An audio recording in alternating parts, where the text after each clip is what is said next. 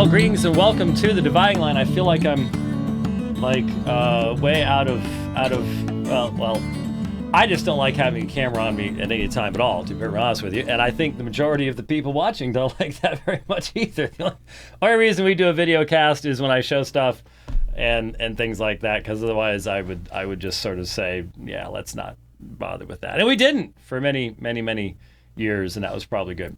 But anyway, welcome to the Dividing Line. You're going, wait a minute, you did one yesterday. Pastor Tom Buck was in, and you all talked about all sorts of stuff, but nothing overly controversial, and this is true. But today you'll notice that I'm wearing one of my G3 shirts, and I try to avoid. Wow, you managed to move that. Wow, that's pretty cool. Hey, you can do that without actually being in here. That's impressive. That's cool. Anyway, I'm wearing one of my G3 shirts because G3 is coming up again. See, there's a little thing there, and they've got one. It's not the best picture of me, but anyways, there's a picture of many people on the thingy, Bobby there, and there it says G3. See, that's big enough to read. But January sounds like it's a million years away from now.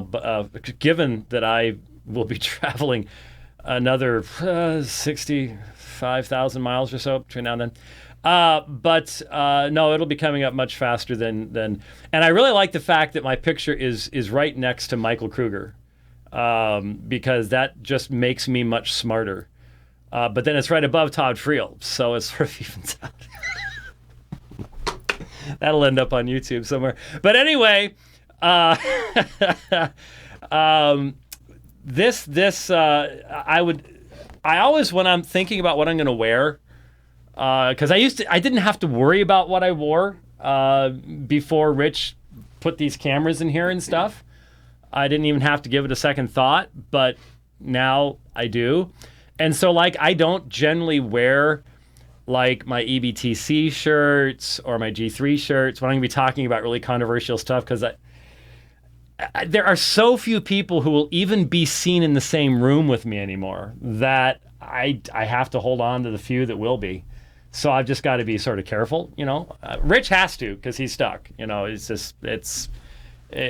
sort of doomed, but he's stuck with it. But other people don't. So why would I be wearing it? Because the boss man's here, and he is sort of the boss man, and he's got. I knew he would have a G3 shirt too, because you have, how many G3 shirts do you have? I have a number of them. You have a number of them. I have a number of them, but I always get the year afterwards. So this year you went with colored stuff. Yes, we did. So I get the hand-me-downs in January of this year, right? You might end up with this shirt. So Josh Buice. Now, what's the background of that? Because it shouldn't. That's not. Is that French? No, we came from the Netherlands. The Netherlands. Yeah. So that's because that's not. I bet you hear every possible permutation. Yeah, it's not to be confused with James P. Boyce or James Montgomery Boyce. That's right. Or Buice or Buice Buizy. or Buick or anything else. Buicky. Yeah. There are a lot of different ways there. I bet you have to spell it almost every time when checking into a hotel or something like that. But when did you start the G3 conferences? We started the G3 conference shortly after I came back home to serve the church, where I serve presently in Atlanta, Georgia, just west of Atlanta, Georgia. We just wanted to start a theology conference. So it was just before 2013. This was 2011. We started praying through the process of starting a good theology conference in the Atlanta area. And so just praying through what that looked like, we came up with the name G3, just gospel, grace, glory. We wanted everyone to know from the beginning this was a theology conference. This is not a pep rally. This is not something you go to just hang out with religious people. We're going to get down to business. We're going to have 10 to 15 main session sermons, breakout sessions included. You got to be able to sit around for a while. Yeah, be able to sit around for a while. We have a reputation of being very fast-paced, so we like to try to fix that a little bit, but at the same time, we want to maximize as much as we can through those 3 days. Well, especially because you're trying to get people to come from long distance. Absolutely. So that was 2011. 2013 was the first year. We expected to have a few people come from just outside of the Atlanta area, maybe a couple of states just in the southeast. Our sanctuary will seat at our church roughly, if you just squeeze people in, maybe 800. And we had a waiting list of people to get in. So we looked at the registration list, and it was people not just from the southeast, but it was from literally all over the country and outside of the country. And so that was the first 4 years until 2017, the Reformation Conference. We moved away from the campus, as you know, to go to the convention center over by the airport, where we had roughly 2,500. Right. Yeah, and so I was at the church twice. And then this year at the conference center, and we did our first pre-conference debate this year. Well attended. Very well attended. With Trent Horn of Catholic Answers. And we're trying to arrange a pre-conference debate this time too. Yeah. And there aren't too many people you can get that do debates very often. That's we're a very odd lot, very strange group. Yeah. So I'm glad you put up with the odd folks. But so there's differences going to a convention center. Correct. Aside from the fact that you get a whole lot more walking in. Yeah. Much healthier when you finish off because, but you also get to have a whole lot more display area. Mm-hmm. So you had a huge number. How many people? The exhibitors? Yeah, the exhibitors. I think we had maybe 65 or so, and again, that's just word of mouth and that type of thing. So if we really pushed it, we could have quite a number more. But again, the goal of the exhibit hall is not to just see if we can get 200 of them. Because we obviously could. It's to put before people trustworthy resources and good ministries. Right. That's the key. Yeah. So. Yeah, I spent a lot of time over there. We were set up next to Michael Fallon and the Sovereign folks, and with whom we do a tremendous amount of work. And as soon as we'd get in there, then the line would start forming, and you start talking with folks, and so that's great. And but we took up a lot of space, a lot of room, and I just know obviously it's different to go to the convention. It was. How did that change things on your end? Because your people had to do everything. Yeah, before, they do. And that's a huge amount of work to have it on your campus, but to even move it away, it's still a huge amount of work. Yeah. So the church, that was the most difficult part of moving to the convention center. In many ways, it was easier for the church because we're not having to do as much work. We wanted to do more than we were able to because of the rules and all of the contracts with food and beverage and all of this. They just limit us. We can't bring in stuff. You go to Shepherd's Conference and you walk out the doors and you have 1,000 people standing there ready to shine your shoes and hand you an ice cream cone. It's just, and so we're limited as to what we can do at a convention center. So that was the most challenging aspect because the church really sees it as a ministry and an opportunity to invest in other believers, other churches, pastors. And so for us, that was a really, it was a difficult thing for us. We had a lot of conversations amongst the family, so to speak, within the church to just say, look, we can still accomplish ministry just at a different venue. That's what we're seeking to accomplish. I see 18 pictures here.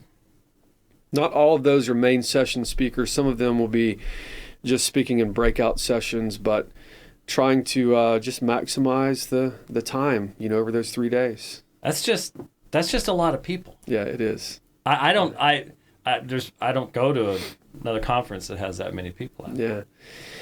Well, once again, we're just trying to do the best that we can as far as being good stewards of the ministry that the Lord's entrusted to us. We want to have as many people come, many opportunities. Well, again, another thing that you didn't mention is the reason you have, I think, 3 or 4 of those will be speaking in the first annual Spanish conference this year. Yeah, I just saw the Spanish January 17th. So yeah. So all day Wednesday before the potential debate that you would do on Wednesday evening, would be all day on Wednesday would be in Spanish. So Q&As. Well, we're not doing the debate in Spanish. Yeah, no, we're not going to do the debate in Spanish. I may live in Phoenix, but I'm not doing the debate in Spanish because I don't actually speak Spanish. German really doesn't do much good here in Phoenix, but that was what I chose to study. It's great in Wittenberg, though. Yes, it is. I will be able to. There's this great pasta place in Wittenberg. And, I was just in Wittenberg a few weeks ago.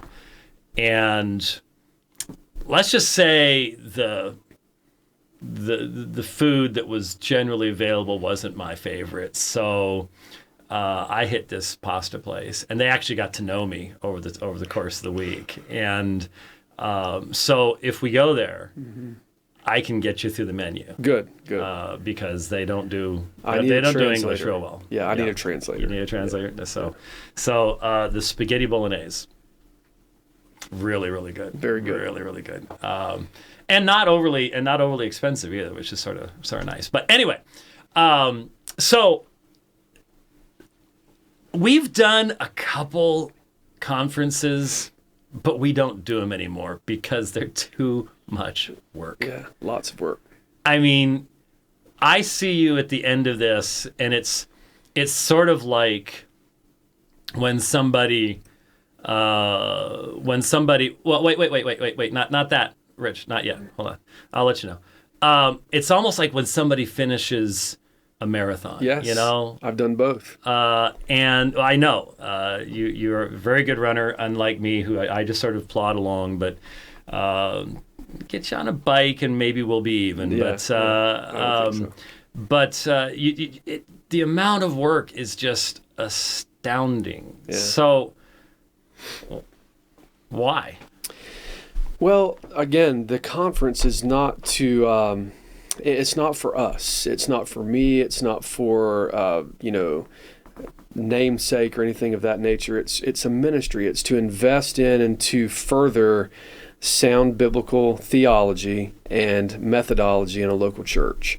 So we obviously want to have the benefits in our local church, but we want to further that agenda within the evangelical church or Southern Baptist churches and various other churches who come, because you see the G3 conference is not just Southern Baptist. I mean, we have Presbyterians who come, we have Reformed Baptists, we have non-denominational, we have SBC. So we want to see the local church to, become healthy. And so that's the ultimate goal. But again, I just need to be very clear. I don't do all of the G3 conference work. I have a wonderful church and a wonderful staff, wonderful elders. Yeah, that but help we all me. know where the buck stops. Yeah. Well, I mean, Let's be honest. I have a lot of help behind the scenes. I couldn't do it on my own. So unlike a marathon where it's like you're the only guy that can finish this, I do have a lot of help. Now, Vody and I can rock the bow ties. Yeah. But I've tried with Steve. Yeah. No. I am now 100% convinced that Steve sleeps in his suit. I think so.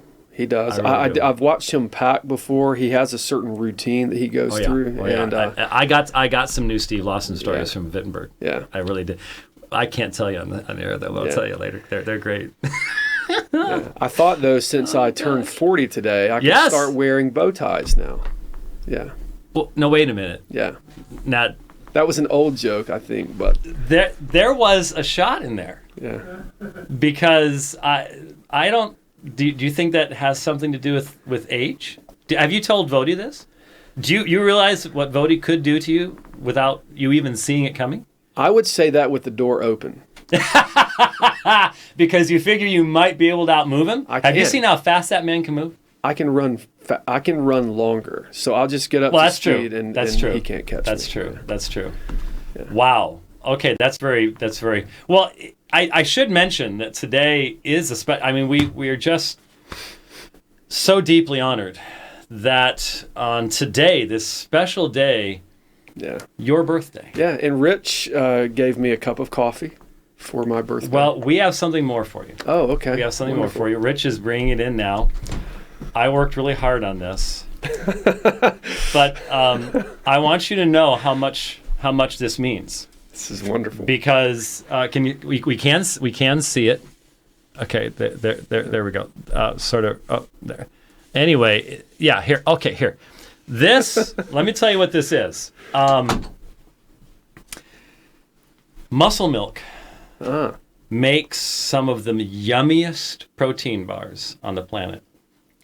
This is one of my very own Muscle Milk chocolate peanut butter, 20 grams of protein bars. They are sinfully delicious. Wonderful. And so we felt you had to have something. Thank you. There you go. There's your there's no one else could do what we've done. After all you've done for me all these years, we give you a protein bar with a candle in it.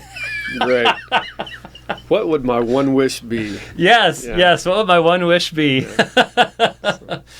Yeah. Well, so he's thinking about it. So I was going to wait for you to sing, and then I would blow it out. Well, that would probably lose our entire audience if we did that. So that would break YouTube. Yeah. Well, So there you go. There you go. Thank you guys. You're most welcome. Yeah. Have you ever had Muscle Milk? I have chocolate. Actually. Yeah, it's good. Really good. Yeah. Protein, it used to be you sort of felt like you were really doing it because I'm eating my protein and it's horrible, but it's good for me. And now it's just sort of like I'm eating my protein and it's like a candy bar. It's just so good. It's just disgusting. It really is. And that was not a paid advertisement, by the way. I want everyone to understand I am not a paid spokesperson for either Muscle Milk or Quest bars.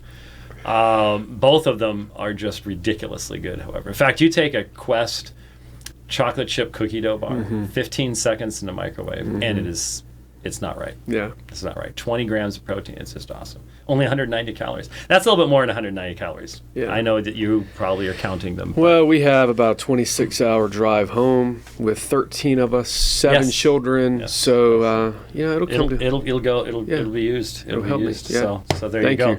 So 40, I hate to point this out. Yeah. But in a couple weeks, I have my 35th wedding anniversary. Nice. So that gives you an idea. Yes, it does. I ain't old enough to be your papa, but I ain't that far away. Yeah, there you go. I ain't that far away. Nice. So 40 is nothing. Enjoy your youth. Yeah. I am currently engaging in that horrific activity of trying to get ready for my July rides. Yeah. And so what is the date today? 14th. I have less than a month until the triple bypass. Yeah. Which is 120 miles, 10,000 to 500 feet of climbing between 7,500 and 12,000 feet above sea level. Yeah. And the next weekend is the assault of Mount Evans on the rivets for 3 hours to 14,130 feet above sea level. And so you ride at like 3 o'clock in the morning, is that right? Yes. Yeah. Yes. Well, if I'm going to ride outside. Yeah. So, you told me that. I thought, man, that's crazy. And, I know Phoenix is hot, but then when I arrived here, wasn't that bad? Well, the heat wasn't. But I got up early. I said, I'll get up at 5:30 and go run. And it's like, sun's already up. It's been up for an hour or more. No. The sun's rising at 5:30 right now. Yeah, well, it was really, really light. Yes. The sun was already up at 5 o'clock. I could see the sun at 5 o'clock.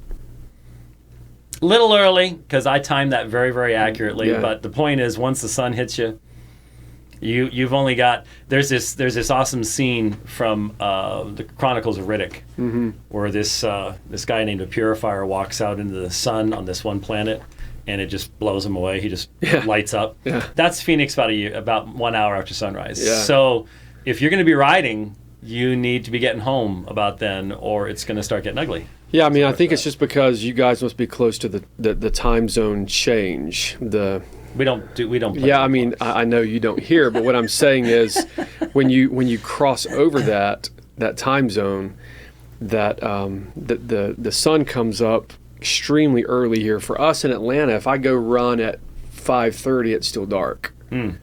I have to use a flashlight. Not here. Oh, I do that too. Yeah. Actually, I do run in the dark at times as well. So, yeah, we're both committed to that kind of thing. I think it's important. The problem is 15 years from now. Much more difficult. Translate yourself 15 years in the future, and getting back in the ability to function at 14,000 feet above sea level is not easy. But why do we do it? Well, some people would say bodily exercise profiteth little. That's what the King James says. But that's in comparison to godliness. Yes. And I don't know about you, but when I'm working hard with goals physically, Yeah.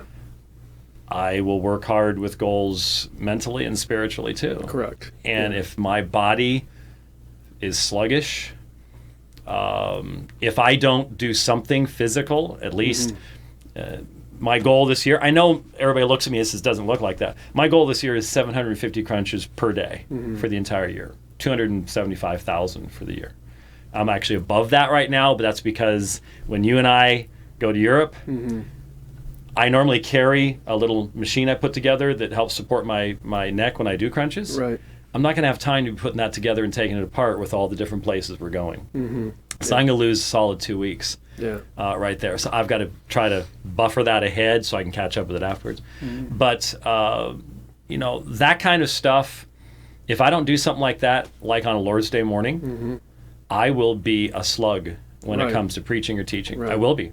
Because this body and this mind, they're connected. Yeah. And I think some Christians have a Gnostic idea that, your spirit's out there someplace, and no, it doesn't work that way. It doesn't.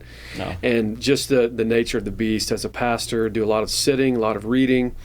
And so if you just feel better. I think you preach better. I think that you think better if you can stay healthy. And I'm certainly not in as good of shape as I have been in years past, but I'm trying to get in better shape, and I just think it makes me better all the way around. I mean, in all areas. And of life. especially now that you've hit the big 4-0. I know it's all downhill from this point. Well, it was actually, I had a high school teacher that said it was downhill from 18.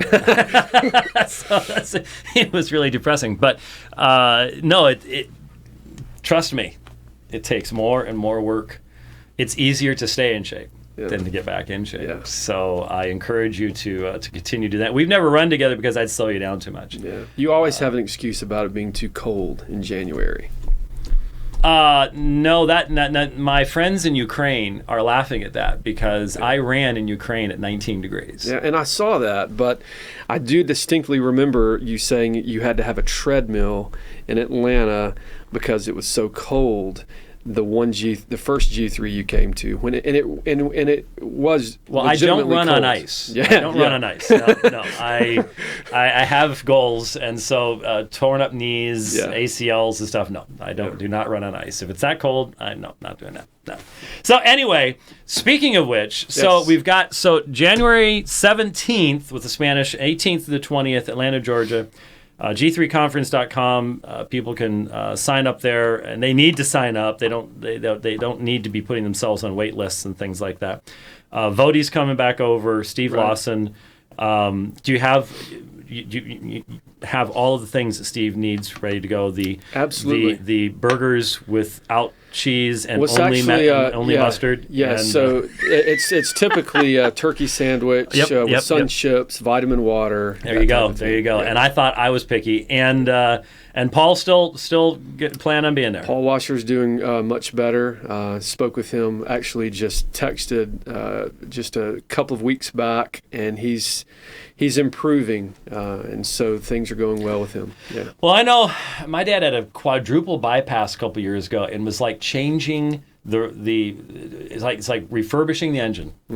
He's I think coming up on 85 now, and made a huge difference. Yeah. Made a huge difference. But the thing that bugs me is I saw him shortly before the heart attack. He was at the TMAI symposium that I was speaking at before the Shepherds Conference. And it was because he told me what the doctors had said that I didn't see it. If he had walked into that room and he didn't tell me what doctors had said it was, I'd have gone, dude, you've got a blockage someplace. Yeah. I had seen this before. Yeah. But when someone tells you, I've seen the doctors say it's this thing over here, then it's like, oh, okay, fine, Yeah. And it's like, but I've been telling him, he will tell you at G3, Yep. you were there Oh, yeah. when he walked up to me. Yeah. And I had to steady him because he wanted to tell me what was going on in Africa in regards to Islam. Yeah. And you've heard me tell him, brother, you've got a young daughter. Don't give me the Charles Spurgeon, I'm going to burn out at a young age type thing. I don't buy it. Yeah. So I can honestly say I was trying to tell the guy, dude. At that point, I will say we met again at the Shepherds Conference shortly after the G3, and he was already canceling things at that point. Yeah, he told me that his doctor had told him. He was supposed to be, I think, he was supposed to be in Geneva. In Wittenberg. Yeah. Uh-huh. So there you go. So he was pulling back already at that point, but not fast enough. Praise God, he's doing much better. Good. So we'll look forward to seeing him, and I just can't wait to see him at full strength. Yeah, because we haven't seen Paul Washer at full strength for a long time. Yeah, we really haven't.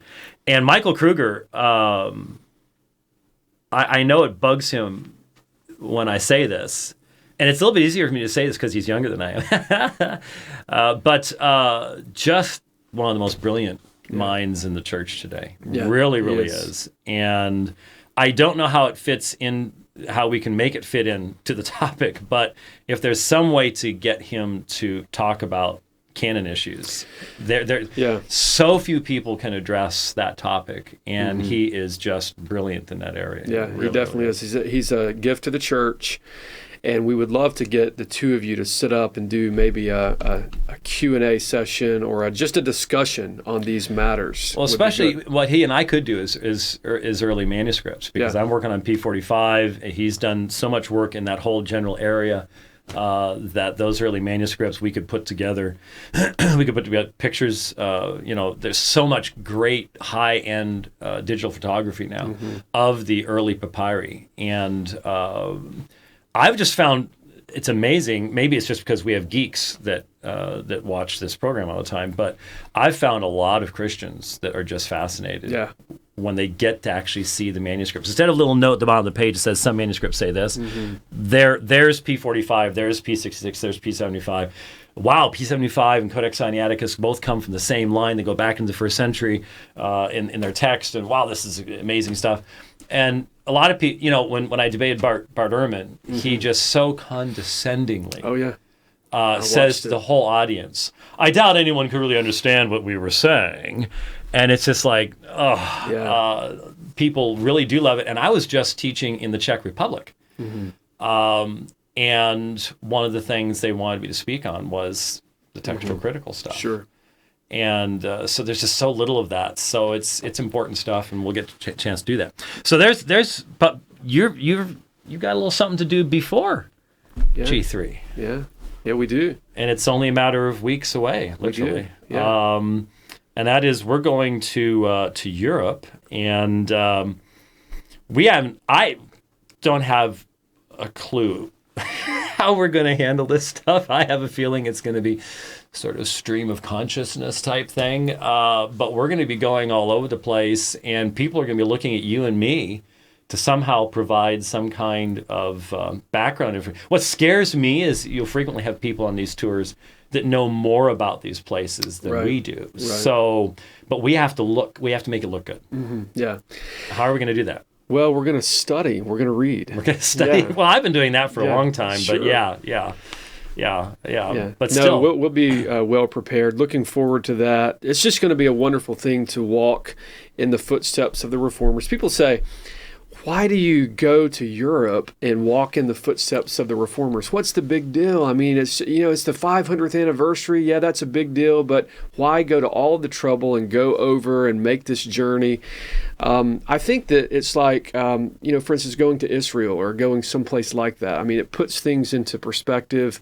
When you think about going to Worms in 1521 and you go to where Luther literally came into Worms, and the streets are filled with people that just want to see this guy, and they have to sneak him in.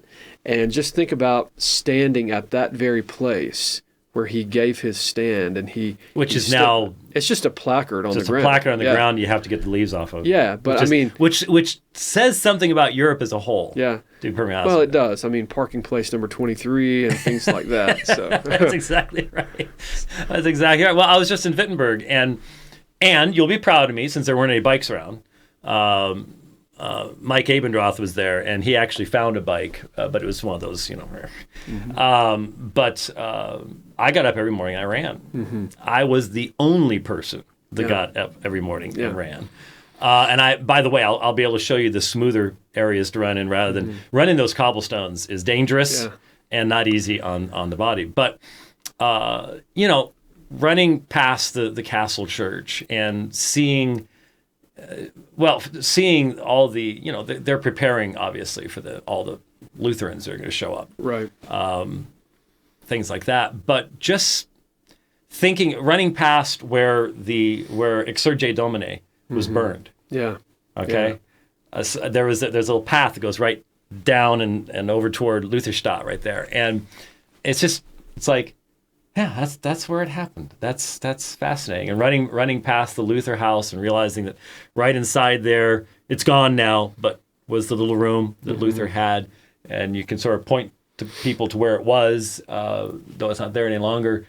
And it's sort of like it all happened, really happened. And then of course, one of the things we're gonna have to keep explaining to people is the fact that you and I probably would have been in deep trouble in Wittenberg by as early as 1525. Absolutely. And that really causes people angst and cognitive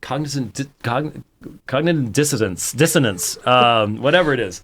It's just like, no, wait a minute. How can I enjoy visiting the castle church or the Luther house and stuff like that, when at the same time what you're basically saying is, when you go, if we go to the Wartburg. Yes. Yeah. And so we'll get to see where he was hiding. Not only where he was hiding, but where a man who refused to have his children baptized was imprisoned in a tiny cell for 8 years till he died. And people go, well, I can't learn from somebody or honor somebody that would have done that. Yeah. See? Yeah. And that's going to be, for me anyways, that has to be a constant theme, is that we have to learn how to read church history. Be balanced. And allow the people of history to be the people then and not judge them by the standards that we have today, or you're not going to find almost anybody in church history that you're going to have a particular love for. Right. And that's one of the beautiful things about the scriptures. If you read how the Holy Spirit inspired the Word of God, you see that it's not just wonderful things that we see about people. Like King David, we see some really bad things that he did. And so I think that that's a misconception about people sometimes, is they say, well, you guys are making Calvin and Luther out to be just these unblemished heroes. You're following them, and rather that than is Christ. not what we're attempting to do. Not even close. Not even close. No, we will. I bring to any discussion of church history issues and things like that, obviously, my apologetic concerns. Right. And so folks will probably end up with much more of a education on what Rome believed then and now than they may be looking for. But the reality is, if we look at any of our confessions of faith, if we look at recently I taught through the section on the Lord's Supper in the London Baptist Confession, and almost any of the major sections of the London Baptist Confession or the Westminster Confession will have a specific statement, not like the papists say, and the very language is being used, forged in a context of controversy. And if you don't know what was believed at that time, then you're not going to really have much of an understanding of why there was such an emphasis upon this. And the scary part is a lot of people today think that what they believe they just simply got from the Bible, when the reality is they've been deeply influenced by what happened in church history, but they don't know it. And if you don't know it, then you're controlled by it. If you don't know history, then what happened in history controls you, and you have no way of filtering it out. If you know history, then you can see where those influences came from. That's a good point. But unfortunately for most people,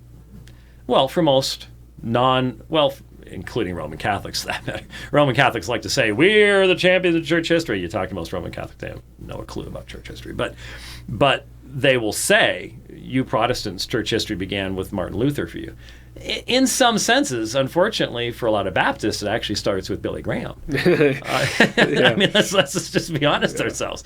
That's the reality. And so coming to realize that God's actually been building his church amongst people that dress differently than me, and that spoke different languages than me. That's one of the things I've loved about getting, I've become a world traveler. I mean, I hate to tell you this, but I'm not sure where we're flying to, but if we go through Heathrow, I'm going to be waiting for you guys. Yeah. Because I'm a registered traveler now. Oh, so really? Well, my passport, EU line, straight on through. I'm going to be speaking at another conference in France just before our tour, so I'm getting the shame. I'm getting the shame wag finger from the other room for what I just did. So you're going to. I'm speaking at another conference in France just before the tour starts, so I'll meet you guys in Berlin. Okay. Yeah. All right. Well, I don't know. I'm sure that Mike is probably going to be watching this, maybe even watching this now. But if Mike really likes me, in fact, if he loves me, and Mike and I have been through a lot together, we really have. I've known him longer than you have. Yes, you have. But it's possible that there's this thing on my bucket list.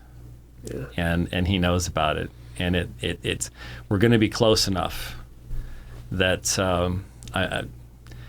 has he mentioned it to you? He has, and I have a game plan of my own as well. Oh, okay. I'm going to be one of those crazy guys that runs alongside, and carrying the sign. Yeah.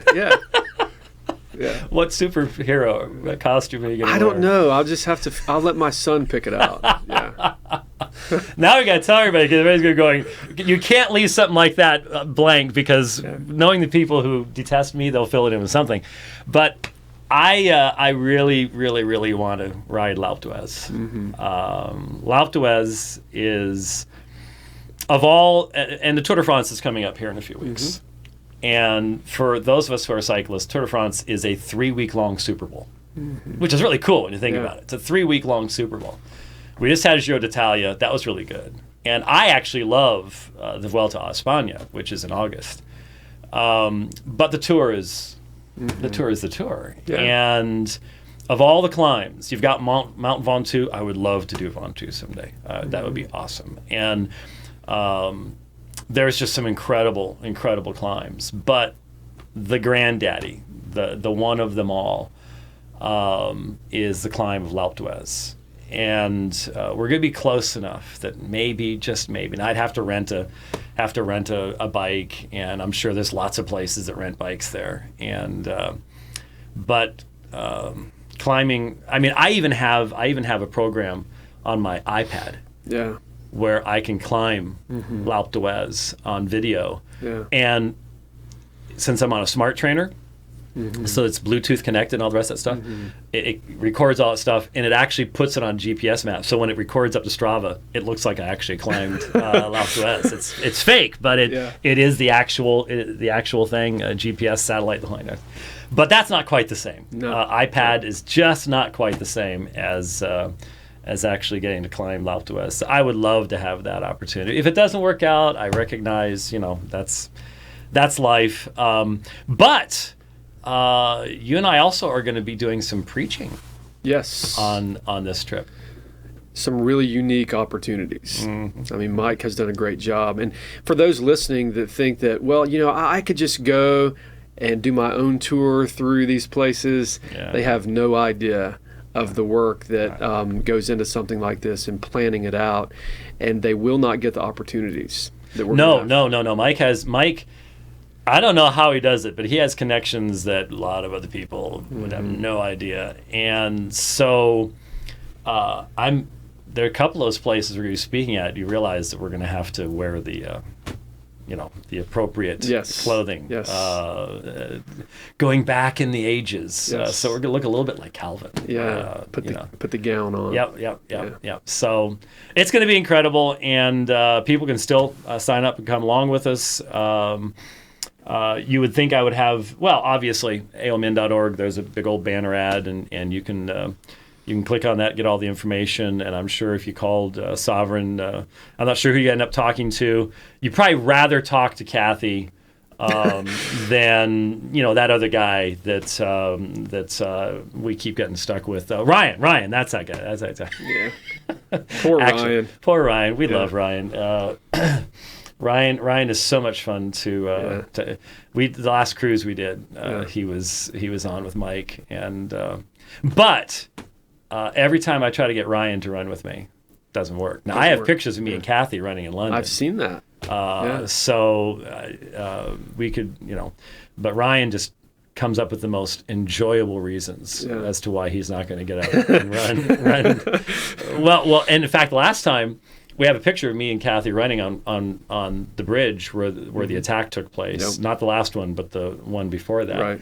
Very spot where it happened. And then I took a picture of me, selfie, at that spot, frowning with Big Ben in the background, because I was there and they weren't there, and I didn't get to run. That was 1 week to the day from that attack. 1 week from the day. Of course, I was running at sunrise. Yeah. And I was the only person out there. Yeah. So any jihadi dumb enough to attack at that point in time, zero results. They don't get up quite that early in the morning. So, so I'm looking forward to it, and the opportunities to learn, and of course, fellowship's going to be great, and all the rest of that kind of stuff too. But we're really looking forward to it. So you've got. I'm not sure. You want to have a competition as to who has the busiest time between now and the next G3? You will win. There's no doubt. Because I've got our stuff. Yeah. But that will be only a matter of weeks after I get back from London and Johannesburg and Durban, which is in August. And then we've got Europe in September. In October, I'm doing Dallas twice. And then Mike has this conference in Washington at the beginning of November. So other than one trip in December, I might actually be, but this year I will be out of the country 1 out of every 6 days. Oh, wow. And that's just, we've got to cut that back next year. We've just got to cut that back. That doesn't mean I'm not going to go out, but I think what we're going to do is we're going to do one mainly teaching trip to Europe. And then we're actually we're actually putting together one global trip. So Phoenix, London, Joburg, Sydney, possibly New Zealand, and then back across. So it would literally be around the globe. Yeah, I mean, if you keep it up, you'll be like Steve Lawson. You'll be in a new city with a new group of people getting a picture every day. Just about. Yeah. Just about. But like I said, his trip to Wittenberg was a little interesting. Poor guy. The plane was late, and the guy even managed to lose his wedding ring on the flight. Oh, wow. I don't know. I do know how you do that. Yeah. you take the ring off to wash your hands, you stick it on something, and then I don't. We went to Europe together last year, and he showed up without his luggage, so that's not good. Did you know? Let me show you when we get done here. I have purchased a luggage tracking device. Mm-hmm. And I've seen those. I love landing in Johannesburg. And it pings. And we are taxiing, and my phone goes off. It says, your luggage is in Johannesburg, South Africa. So now, what's really bad is if you land and it says, your luggage is in Paris, France. Okay, now that's when 800 miles away. You automatically know, okay, I'm not even going to have to sit there and wait. Because the neat thing is, not only does it do that, but you can switch over to Bluetooth. And it'll say your luggage is 50 feet away. Your luggage is 40 feet away. Yeah. And then you're just watching, there it is. There it's coming. That is brilliant. I got to admit. That is geeky, but it works. When you travel, you want to know your luggage is actually get there, because I've gone to London and... I have too, yeah. I've lost it. Yeah. It's just not a good thing. Well, my wife works for one of the major airlines in the central baggage area. And so the first time that my luggage got lost, I call her, and she had just started doing it. She got all excited because now she got to get to use the programs, all the rest of that stuff. And I'm like, I'm not nearly as excited as you are, dear. Really, I'm not. But I am, And then a few months later, once she sort of got used to it, her luggage got lost. I said, so, dear, you as excited as you were last time? And she wasn't at all. Which device is it? It's called Luglock, Lugloc. Someone in channel is asking Luglock, and it works. I mean, and I forgot to turn it off when I got back this last time. Mm-hmm. So day before yesterday, I get my phone, ping. I'm like, what? It says, your Luglock device is in Phoenix, and it's only got 10% battery left because I was out in the storage room. I left it in the luggage and forgot to turn it off. I was like, oh, okay. I better go rescue it from the heat, because you don't want to leave that in the Phoenix heat. That's for sure. But they really do work. They really. Yeah, that's nice. I would highly recommend. It's a minor investment for that level of peace of mind. Oh, absolutely. It really, really, really is. So, anyways, in the few minutes we've got left, what happened with the penal substitutionary atonement thing? Yeah. Did that pass? It did. The thing is, these resolutions. So I just left everybody in the dust there. We just left everybody with a neck ache. We're sitting here talking about Europe. Yeah. Back to the Southern Baptist Convention, which is ongoing right now. Phoenix. There was a difference between a resolution and a motion. This was something that didn't go through a committee or something, so I guess it's less binding or something. Yeah. I'm not really sure how it all works. Yeah. On the importance of penal substitutionary atonement. Correct. Again, I mean, the Southern Baptist Convention is extremely. It's like a cruise ship or an aircraft carrier. It's massive. It's large. It's like a. Turns very slowly. Turns very slowly. Takes a lot of gas to go. It really does. And so there's lots. We could carry this along a lot farther than you want to carry it. Yeah, probably so. But people say, well, if you believe what you believe, or the things within the SBC that you don't like, for instance, or that you would criticize, how can you remain in the SBC with those particular things happening? I would just say that, number one, I've been a Southern Baptist my entire life. I'm not ashamed to be a Southern Baptist. But what I would say is that, again, it's like a massive family reunion.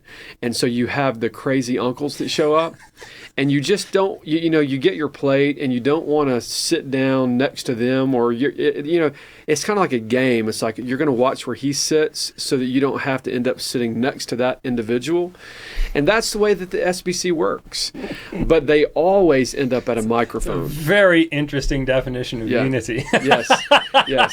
Well, I mean, we are family, but we don't always get along on everything with everyone. Right, and that's just the way it works. But, resolutions. So the Southern Baptist Convention has a long history of having resolutions and recommitments and things of that nature on various different things.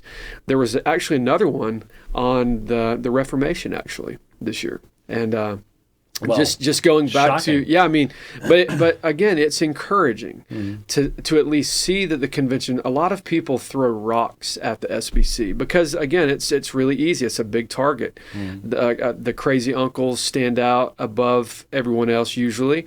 And so and again, you have a lot of politics involved in the SBC. But that being said, a focus on a recommitment to stand on the principles of the Reformation and to stand on the doctrine of substitutionary atonement is a very good thing. Sure. The problem is, I don't really think that that's possible. For instance, how do you have a resolution that upholds substitutionary atonement and then you have this weird vein of quote-unquote traditionalists that would not necessarily stand lockstep on the doctrine of substitution? But even one of the authors of that is a traditionalist. Correct. So we would look at that and we would go, okay, but the only way to consistently hold that is if you recognize the personal nature of the union of the elect with Christ. But they don't that kind of connectivity. Yeah, it just isn't there. I mean, you know as well as I do. Anytime you're debating or talking about anything as far as theology goes, it's all about definitions and it's all about what dictionary that you're using. So the problem is one of these people might be using one set of terms and definitions, whereas someone else is using a different dictionary altogether. So. Yeah, most definitely. Well, so did you go to the Connect 316 breakfast this morning? I was actually busy and wasn't able to make that one. Oh, so, okay. Yeah. Because someone had suggested to me that I should gate crash that one because that would have made it the most memorable Connect 316 breakfast ever. Yeah, I mean, I did suggest security. I did suggest that we do this interview. That's right. Live interview at the convention. It would have gotten quite the interesting audience, but we don't really have the facilities to do that, and I think we would have had to have requested that a long time ago. Yeah. And I don't know how positively the reaction, I'm not sure what kind of positive reaction we would have gotten for that. I think that the Southern Baptist Convention is very diverse, and so I thought it was a wonderful opportunity for you guys to join the SBC this year.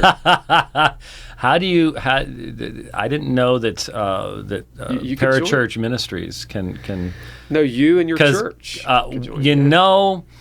I think my fellow elders might have really some questions about that. We're not big in joining stuff. Yeah. We're sort of, But again, I mean, people do ask and they say, why is it that you would stick around in an SBC? And they ask me, and then they ask a lot of the younger pastors that might be more sympathetic with the things that I'm passionate about. And I would just say you work with who you can work with. And I see a lot of people...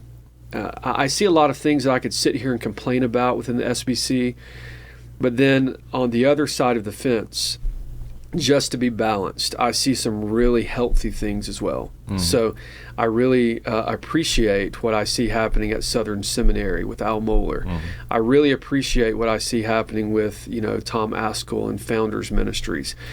I appreciate what I see happening with Nine Marks Ministries and the emphasis on discipleship and Mark Dever. And so there's lots of people that I can work with and that I can help support and just, try to cooperate with who I can work with and try to further an agenda that would bring about health. Did you hear anything about, I saw some pictures of some... billboards downtown. Yeah. Was there any talk about the homosexual issue? Yeah, I mean, there were driving mobile billboards that were just circling the blocks. One of them was like 40% or 48%. I can't remember the stat, but of all teens in homeless shelters are LGBTQ. And again, I mean, you just throw these stats out and it's like someone said, well, what's that trying to say? I guess it's saying that we should be more sympathetic. It's our fault. We're pushing these people that direction. Right. But at the end of the day, I mean, you can twist a stat to say almost anything you want it to say. Yeah. So, but again, these people show up. There's always going to be someone showing up to stand out and protest. Well, especially this particular time period in our nation's history and our cultural decline. There had been a fair amount of discussion of these folks showing up and trying to, in essence, shame anybody who would not be a part of the LGBTQ revolution. Right. And in light of what's been going on in Ottawa, in Illinois recently, where in Ottawa your children can be taken from you if you're not on board with the revolution. It's just unbelievable what's going on. It just seems like that's going to become a regular part. Yeah. And I just wonder, have there been resolutions or may not want to play around with the Baptist Faith and Message, but does the Baptist Faith and Message have a strong, clear enunciation of what marriage is, what human sexuality is, that God creates man, male and female, these are good things. Transgenderism is now the cause celeb. Yeah. And you have to accept gender fluidity and all the rest of this stuff. If it's not there, yeah, be getting hit right, left, and center. I'm sure that we'll see a discussion that will eventually happen, related to that issue in the future, that would be to beef it up some. But even with us, in our local church, we've had to amend our bylaws to add statements about family and human sexuality just to protect us, because we want to be very clear. We are not an affirming church on any level, and that goes with any of the things that we do as a church. So we have various different ministries, and we don't want people coming in thinking that they can just sign up to help. This is not a humanitarian type of organization here. This is a local church, right. And we have certain doctrinal convictions and beliefs, and we have these governing documents that we can put our finger on and say, this is who we are. And, yes, we love people and we want to tell people of the hope that we have in Jesus Christ, obviously. But at the same time, just for legalities, we have to be very clear as to where we stand on these things. It's just painfully obvious that these groups want to force the issue by trying to become involved in some.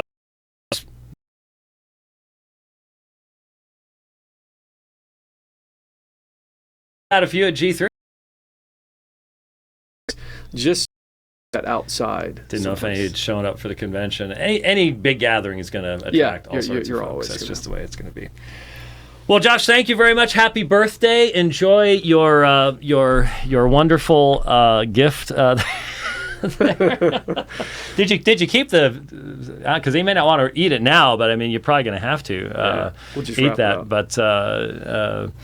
Appreciate your stopping by, and I guess we'll be seeing you in just a matter of weeks. Yeah, and pleasure to be with you today. If everybody wants to come along, make sure to hit the websites, get the information, join us on the Reformation tour, and what?